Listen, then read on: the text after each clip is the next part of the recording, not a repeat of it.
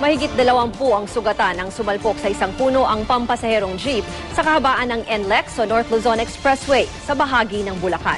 Sinisisi ng mga biktima ang driver na matulin daw ang pagpapatakbo ng jeep. May report si Julio Segovia.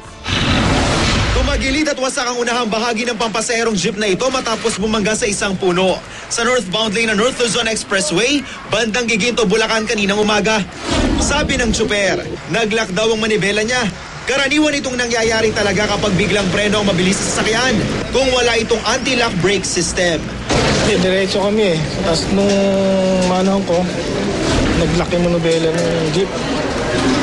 Nung unahin ko preno, tumabig naman sa kanan na gano'n. Kaya diretso kami sa gilid. Ayon sa isa sa mga pasahero, mabilis daw ang takbo ng jeep. Bumangga po ako sa tumagpuyo sa sakay namin. Gano'n siya, mabilis ba? Medyo po. Agad namang tinakbo sa ospital ang 20 sugatang pasahero at ang driver ng jeep. Handa naman daw ang driver na sagutin ang pagpapagamot sa mga pasahero. Inaalam pa ng pulis kung ano ang pwedeng haraping asunto ng tsuper. Julio Segovia, GMA News.